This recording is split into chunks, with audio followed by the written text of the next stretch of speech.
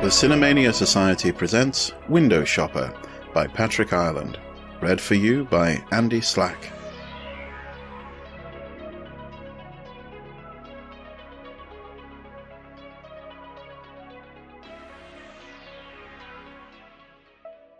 Hamilton slid into his seat on the first-class deck of the 747 and, for the 100th time in the last 6 months, thanked his lucky stars. It was still hard to believe he had landed such a job. A career like this was one in a million, and he owed it all to his penchant for daydreaming. He had always had a vicarious streak in him, finding hours of entertainment just by perusing the classified ads in a Sunday newspaper, poring over the miscellaneous for sale items, the situation wanted section, the pets column, lost and found, and that most precious of all fine print, the agony columns. The classifieds were an endless source of amusement for Hamilton, and sometimes more than mere amusement. He had located his apartment, adopted a cat, and purchased his car through newspaper ads. He had even found romance. Several romances, in fact. But it was his present job that had opened a whole new world for him. He had spotted the ad in the Help Wanted section, and it had changed his life. Moved him from mere daydreaming into the real world, where his life had meaning. As an international courier, Hamilton was paid to hand-carry sensitive information back and forth between the worldwide offices of a global network of stockbrokers. Information which couldn't be trusted to electronic communications. He'd felt rather ridiculous when he'd applied for the position, never honestly expecting to be hired, but the idea of world travel as a career was magnetic to him, and, to his great surprise and satisfaction, the background required was far less specialized than he had anticipated. Really nothing more than reliability and punctuality. Before he'd even had time to be amazed by his luck, he was on the payroll. He settled himself into the seat and glanced out the window at the scurrying figures of the ground crew as they readied the plane for takeoff. He smiled at the thought that only a short time ago he'd gladly have accepted such menial employment as those fellows. Instead, he was now a man of distinction, a world traveler, and, while his salary was admittedly rather modest, millions of dollars in investment capital depended on him alone. To think that up until 6 months ago the high points in his life had been moments of pretense. But he'd been very good at pretense. Once he'd become an expert at fooling himself, he'd found great joy in fooling others. It was a source of pride to him that he had been able to convince so many unsuspecting persons of so many different things, and the wellsprings for these dupes was the ever-provident classified ads. He'd find a yacht for sale, say, or a Learjet, something extraordinarily expensive. It was then a simple matter to pretend interest in the purchase thereof. An appointment would be made for demonstration. Hamilton would arrive fashionably late, and permit himself to be courted and catered to by an anxious seller. Then, at the psychologically correct moment, he'd decline the purchase. "Frightfully sorry, old stick, but I had something a bit more elaborate in mind. No, really, I couldn't hazard a lower offer, simply not done in my family. Couldn't bear to insult you. I'll just be trotting then." It gave him a perverse delight to bask in the discomfiture of some pompous jackass who happened to be down to his last million or two. And then, of course, there were the ladies, the ones to be found in the personals, and that was another story. With a self-indulgent sigh, he turned his attention away from the window to a magazine he'd found left in the seat next to his. Flipping through the pages, he felt a familiar tingling as he realized it was devoted exclusively to elaborate advertisements for exotic automobiles, each ad accompanied by a color photograph. His eyes skipped eagerly from page to page, reveling in such automotive exotica as Maseratis, Shelby Cobras, Lamborghinis, even, astonishingly, a Duesenberg. Truly, while they held the lion's share of space, the Rolls-Royces and Mercedes rather paled in such sophisticated company. His pulse quickened. In one full-page ad, no expense had been spared to attract a buyer for a pair of vintage Porsche 904 GTS race cars. Lean black brutes, alien to his eyes, they seemed to spring from the page with a life of their own. Ferocious beasts, starving for victory and possessed of the speed to capture it under any circumstances. He was entranced.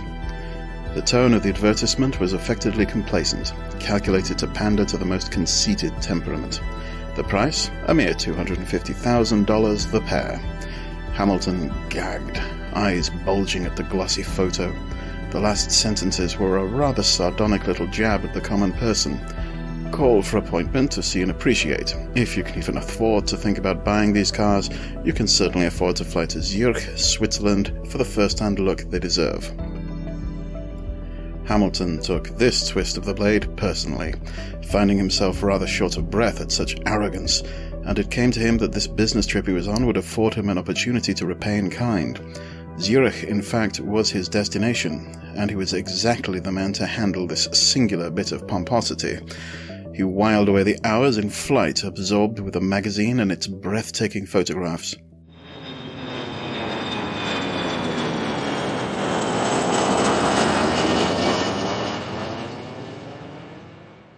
Upon reaching London, he telephoned ahead to Zurich as he awaited his connecting flight. "Yes, that's right. The 11 a.m. flight from London. I'd appreciate it if you could pick me up at the airport. The name's Lyle Hamilton. Thank you." He allowed himself to smile.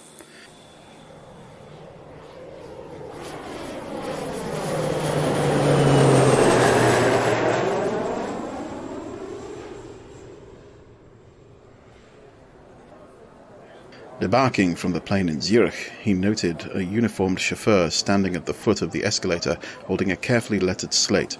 "Mr. Hamilton," it read. He nodded at the chauffeur. "I'm Hamilton," he said. "First name?" the chauffeur asked, professionally suspicious. "Lyle." The chauffeur smiled slightly and nodded back. "This way, Mr. Hamilton," he said, leading the way to an elegant 1928 Pierce Arrow limousine, complete with enclosed passenger compartment. Hamilton sank into the glove-soft leather and relaxed, smiling at the proffered bottle of Dom Perignon and permitting the chauffeur to fill his cut-crystal champagne flute.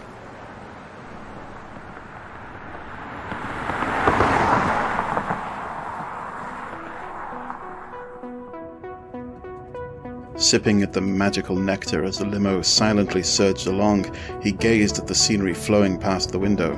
To the south, beyond the Züricher See, the Swiss Prealps stood in timeless elegance against an impossibly blue sky.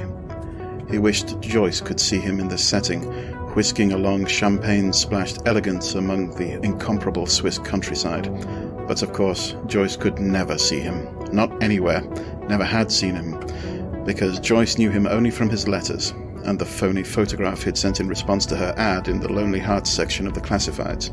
She was his latest of many, none of whom had ever met Hamilton, except, of course, the first one. Her disappointment on meeting him had been so humiliating that he'd resolved never again to meet any of his mail-order conquests in the flesh. It was too likely to be as painful as that first and only time. Besides, through the mail he could pretend to be anything he chose, play any role he might dream up, and he could dream. Oh yes, he could dream. In the role he played for Joyce, he was an international wine consultant. It was almost too perfect. Now that he had this courier job, he'd been able to post letters to her from all over the world. Rome, Athens, Paris, Berlin, and now Zurich, where he was in the midst of playing out another little fantasy. He refilled his glass with champagne and chuckled smugly, confident that his host would not see through his guise of affluence, since his job required that he dress well at all times, and the locked briefcase he carried would lend authenticity to his pretension. When the time came to decline the purchase, he would pull it off in grand style. "Sorry, old stick, these aren't quite what I had in mind. They'd look much better in the photographs. If your man will just see me back to the airport, I've got to be in Linz on the morrow." "Thanks awfully. Cheerio."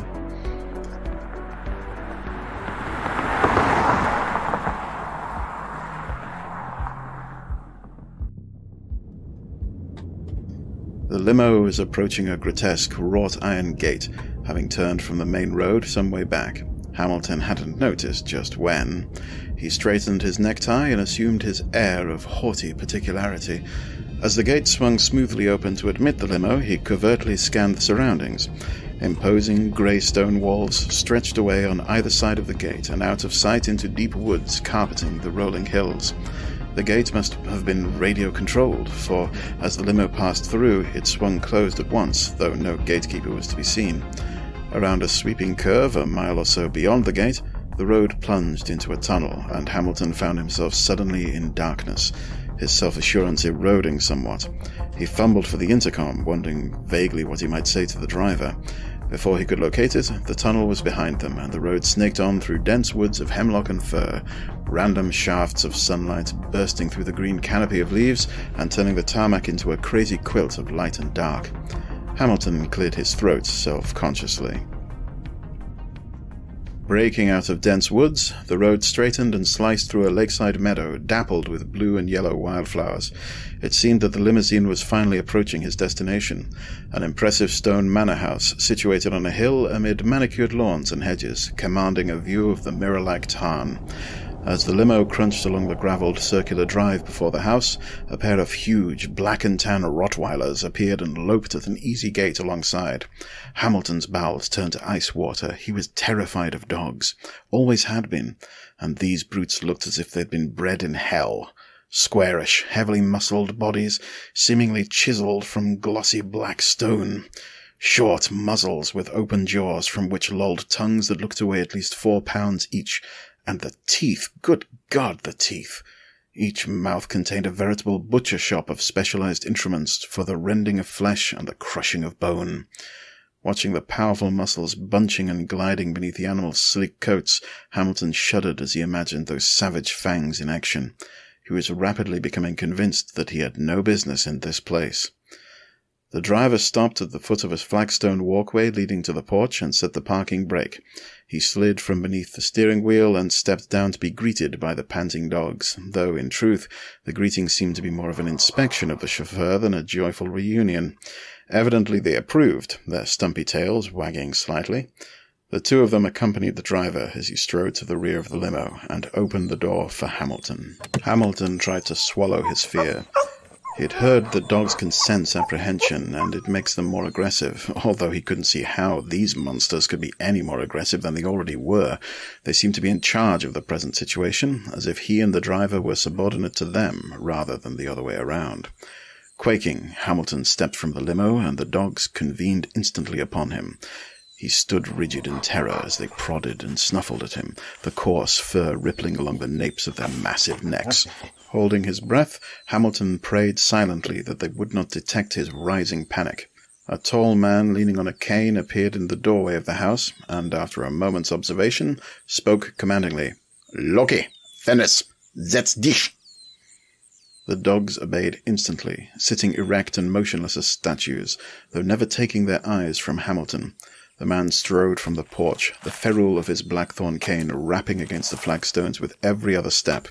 He reached Hamilton and extended his right hand.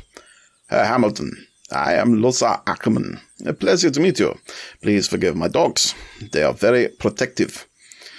Ackerman's accent was thickly Teutonic, as was his appearance. About 40, over 6 feet tall, and powerfully built, his close-cropped black hair showed the merest trace of grey at the temples. His icy blue eyes offered little cordiality, though a smile occupied his craggy face. Hamilton took the hand and tried not to wince as Ackerman clasped his and gave one short, brutal squeeze before dropping it. "So," Ackerman said, looking Hamilton up and down appraisingly, "you've come to see the 904s, yes?" His eyes came to rest on the briefcase. This was it, Hamilton discovered. He was trembling and cleared his throat raspingly. "Well, yes, of course," he muttered, for some reason unable to meet Ackerman's eyes. Ackerman raised his voice to the chauffeur. "Heinrich, we'll go to the track now." He urged Hamilton back to the limousine, then entered. To Hamilton's great relief, the dog stayed behind.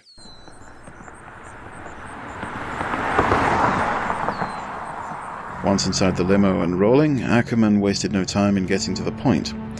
"You bought some money?" He nodded towards the briefcase. Hamilton cleared his throat again.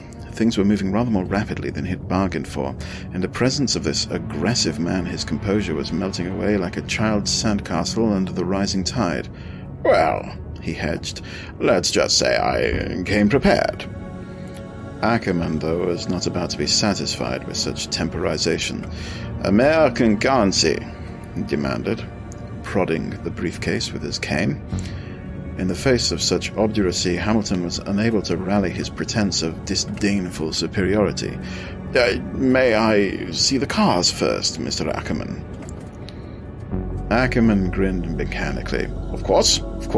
As you will see, they are perfect. They have won many concourses, many races. You will find no fault with them."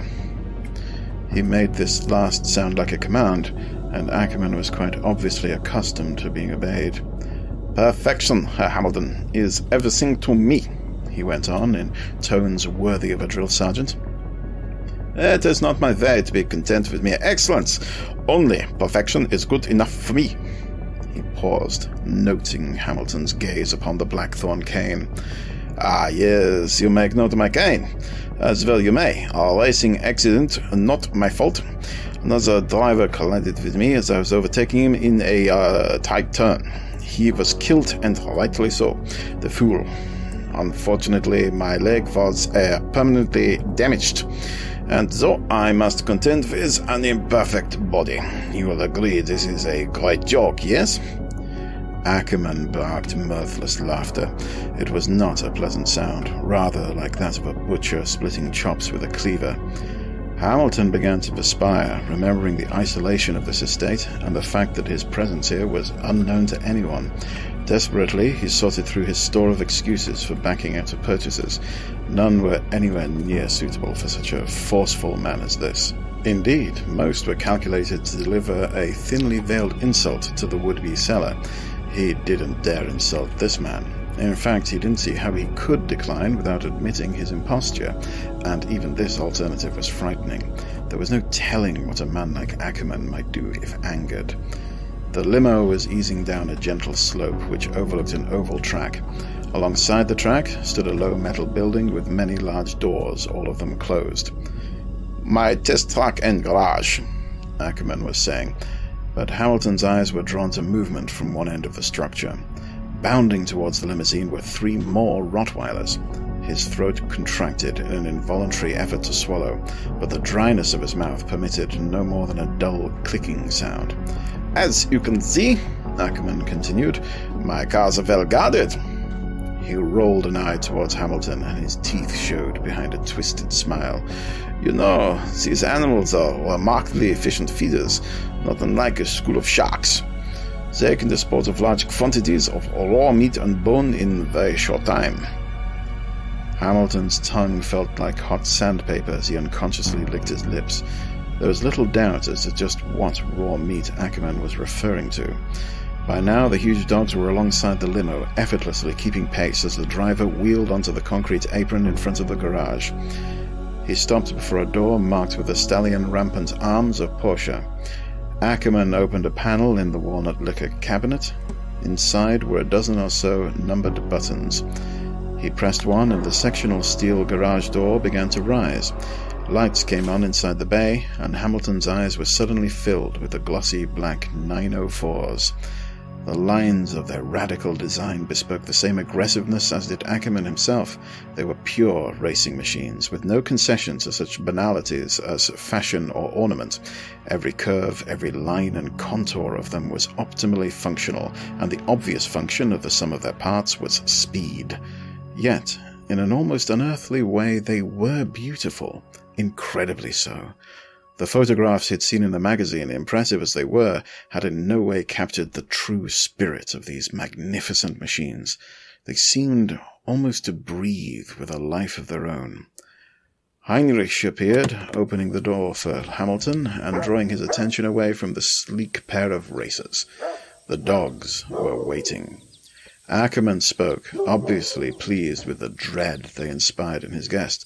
"You've met Loki and Fenris. These are Fafnir, Nidogger, and Joram." Each of the dogs responded to the mention of its name in an eager glance at their master.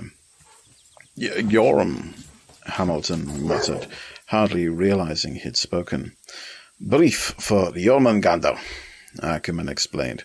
"The names are all from Norse mythos. Jormungandr is the giant snake which encircles the base of the Tree of Life, and Nidogr, the great dragon who gnaws endlessly at its roots.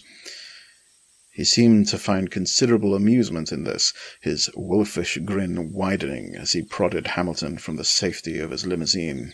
For the second time in 15 minutes, Hamilton found himself surrounded by huge, suspicious dogs and struggled to contain his panic.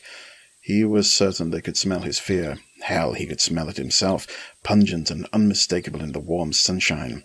The dogs prodded rudely at him and brushed their massive shoulders against his trembling knees, threatening to knock him off his feet altogether. He threw a desperate look at Ackerman and saw the light of sadistic pleasure in his arctic eyes. The dogs began growling as they buffeted him between their bodies, and he could actually feel the thunder of their voices as they pressed ever closer against his legs. He tried to protect himself with the briefcase, only to have it savagely nudged away by one of the snarling brutes. He was nearly weeping with terror when Ackerman at last rapped out a series of commands. "Runter! Setz dich! Bleiben!" Instantly, the animals stopped their ferocious snarling and snapped into sitting position. Hamilton was on the verge of collapse, his clothing soaked with sweat. He was also furiously angry, but dared not show it. Several tense moments passed before Ackerman spoke. "You need have no fear of these animals, Sir Hamilton," he said in conversational tones. "They are highly trained and perfectly obedient, as you can see." Hamilton strove to master his voice. "To be truthful, Mr. Ackerman, I came here to see these cars, not a demonstration of your dog's proficiency at guarding them. It's unfair of you to take advantage of me in this way." This was as firm a protest as he dared essay. Ackerman was playing him as if he were a trout on light tackle, and with each passing moment his situation seemed more hopeless. Ackerman regarded him with unconcealed excitement. "I apologize," he said, his voice utterly devoid of sincerity. "By all means, let us examine the cars." Hamilton could feel the dog's eyes on him as he followed Ackerman past them into the bay. It was perfectly clear that this madman had no intention of accepting anything less than $250,000, now, here, today. And no excuse Hamilton could come up with was going to be good enough, even though his life depended on it. Ackerman was opening the door of one of the low-slung racers. "You can see they've been taken care of by expert mechanics, factory trained. You will not find a wrench mark anywhere on them." He gestured. "Come, see for yourself. They are perfect." They were indeed, as Hamilton had known they would be. There was no fault he could point to as an excuse for backing out. He cursed himself silently. Ackerman was sliding behind the wheel, his eyes occupied with the controls.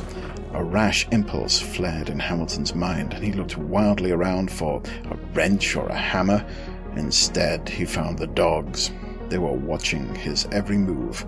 He heard the high-pitched whine of the starter, and the Porsche snarled into life, its unmuffled engine deafening in the confined space of the metal-walled bay. Ackerman nodded toward the door and eased the clutch in, rolling the glossy black machine smoothly out onto the apron. Hamilton followed, making a wide circle around the dogs. What else could he do? Outside, the pulsing thunder of the 2-liter engine was more bearable, but still not far below the threshold of real pain. Ackerman gestured him into the passenger seat. He hesitated. Was this to be another exercise in intimidation? Probably. He came to a decision. "Go ahead," he shouted above the throbbing engine. "I'll watch." Perhaps while Ackerman was roaring around the track, he could persuade the chauffeur to get him out of this predicament. Doubtful, to say the least, but anything was worth a try. There was a sudden silence as Ackerman killed the engine. Hamilton, surprised in the midst of his thoughts, experienced a guilty twinge as he met Ackerman's eyes. "You do not want a test ride?" Ackerman demanded. His disappointment was obvious and dangerous. "Or," he sneered, "did you want to drive a few laps yourself?" It was clear he deemed Hamilton incompetent to operate such a vehicle, and very likely he was correct. But, "In fact, yes," Hamilton said, jumping at the only chance he could see to escape. "I'd prefer to drive it myself." There. He'd managed to say it before he could change his mind. What the hell? His survival was at stake, as Ackerman had rather heavy-handedly pointed out, and besides, he reminded himself, Ackerman believed the briefcase held $250,000. That was his whole card. Ackerman extricated himself from the car with considerable difficulty. The door sill was only inches from the ground, and his stiff leg was a hindrance, as Hamilton noted with some satisfaction.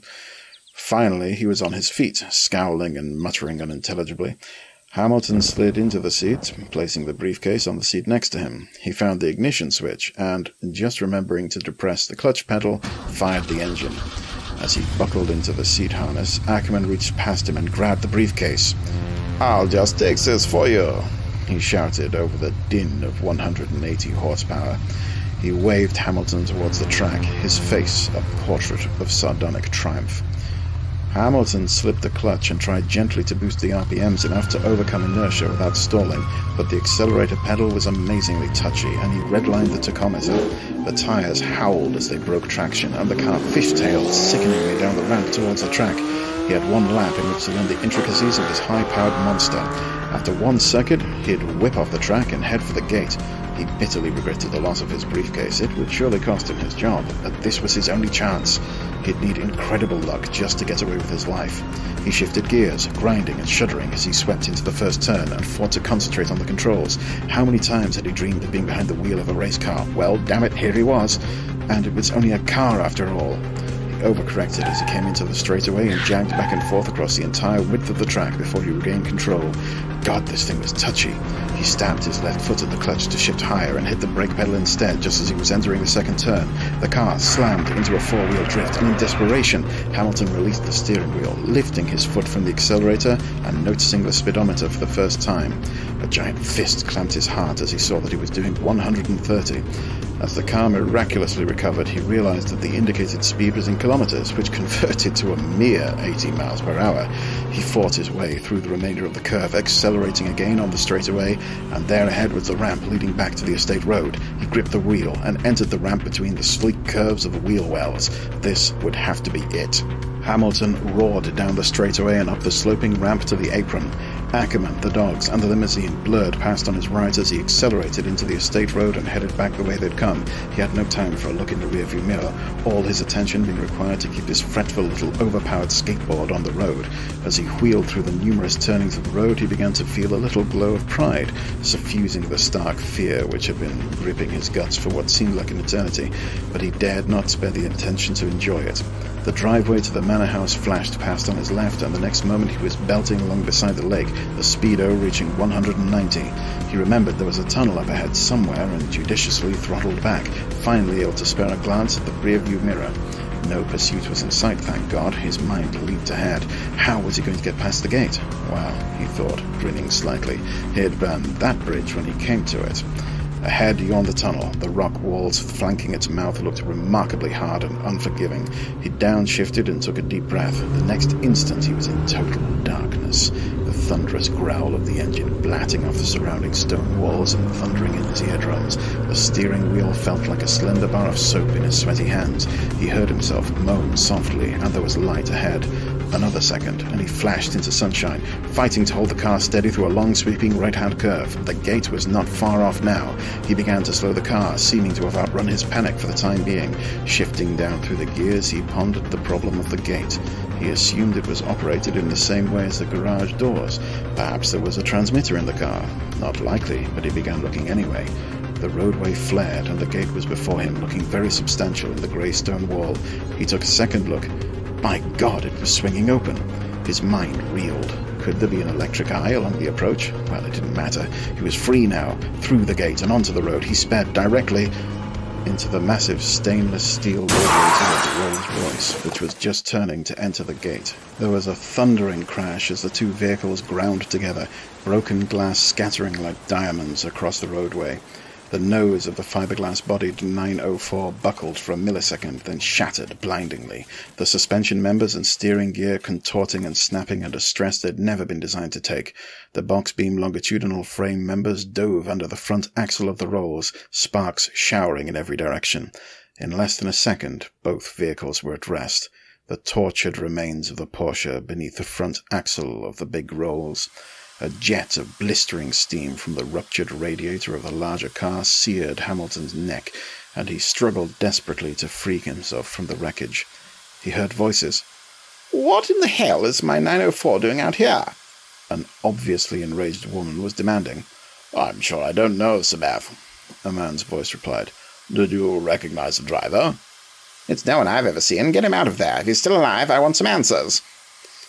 Hamilton was still alive, all right, and beginning to wish he wasn't. A man's face came into view as the hood of the Rolls was raised. "Are you all right?"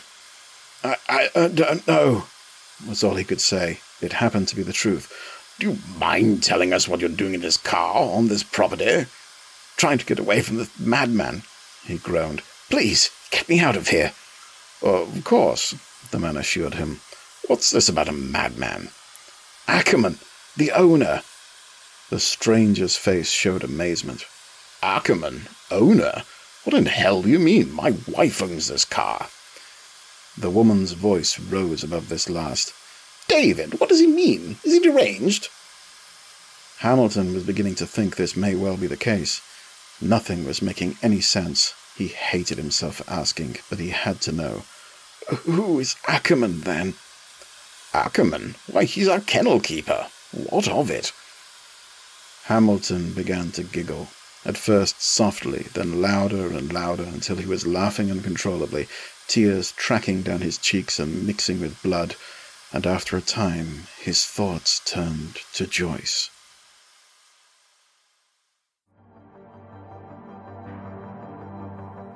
This has been the Cinemania Society presents Window Shopper, written by Patrick Ireland, copyright 1988 and 1994, used under permission by the author, performed by Andy Slack.